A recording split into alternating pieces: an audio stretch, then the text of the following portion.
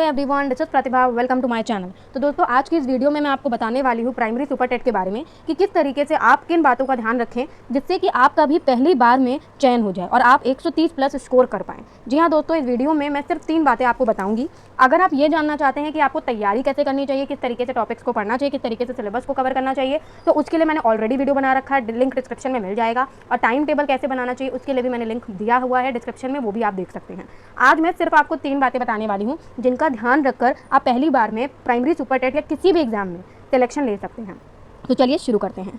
तो दोस्तों, सबसे पहले तो एक पॉइंट मैं आपको बताना चाहूँगी जो मैं हमेशा बताती हूँ, कंसिस्टेंसी। मतलब ये है कि आप जो भी टाइम टेबल बना रहे हैं, जो भी आपने सिलेबस जैसे भी डिवाइड करा है, भले आपने अपनी स्टडी को 4 घंटे डेडिकेट करें हैं, 5 घंटे डेडिकेट करें हैं या 8 घंटे डेडिकेट किए हैं, वो डेडिकेशन आपका कंसिस्टेंट होना चाहिए। दैट मीन्स आपको एक दिन में 10 घंटे पढ़ाई नहीं करनी। भले आप 4 घंटे कर रहे हैं, लेकिन आपको डेली वो 4 घंटे कैसे भी करके अपनी स्टडी को देने हैं, तभी पॉसिबल है कि आप इतने बड़े एग्जाम में सिलेक्शन ले सकते हैं। ठीक है, क्योंकि कंसिस्टेंसी जब नहीं होती है तो आप कितने भी बड़े बड़े टाइम टेबल और बड़ी बड़ी बातें कर ले, काम नहीं बन पाएगा।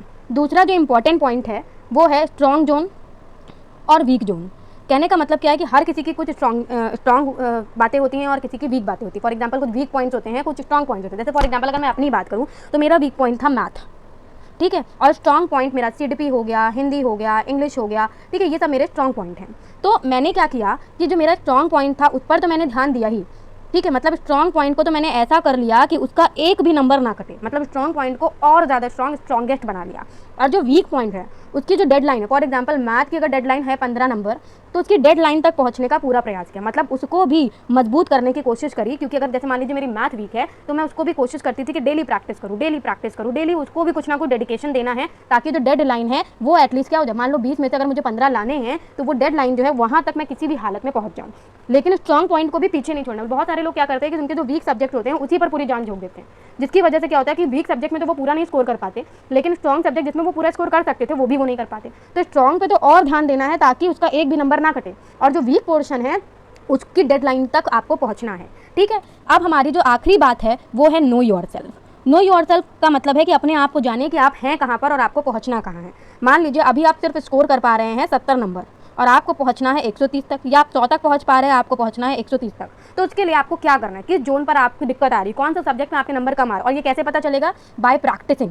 आप जब प्रैक्टिस सेट लगाएंगे तब आपको ये पता चलेगा कि किस जोन पर आपको ज़्यादा मेहनत करने की ज़रूरत है, किस जोन को आपको मेहनत करना पड़ेगा, जब तभी आपका सिलेक्शन पॉसिबल है। तो practice set is the key to success in every exam right now. क्योंकि अब एग्जाम जो है वो क्वेश्चन पैटर्न पर बेस है, आपके कॉन्सेप्ट पे बेस नहीं है। कॉन्सेप्ट से ज़्यादा आपको क्वेश्चन पैटर्न को समझना है। इन शॉर्ट आपको स्मार्ट स्टडी करनी है, तो इस बात का आपको ध्यान रखना है। तो केवल ये 3 बातें अगर आप ध्यान रखते हैं तो आप पहली बार में 100% सिलेक्शन ले सकते हैं। पहला, कंसिस्टेंसी मेंटेन रखनी है। दूसरा, स्ट्रॉन्ग जोन को स्ट्रॉन्गेस्ट बनाना और वीक जोन की डेडलाइन तक पहुंचना है। और तीसरा, नो योरसेल्फ, मतलब कम से कम 25 से 30 जो है प्रैक्टिस सेट लगाने हैं। अपने आप को जानना है कि आप कहाँ पर हैं और आपको कहाँ पहुँचना है।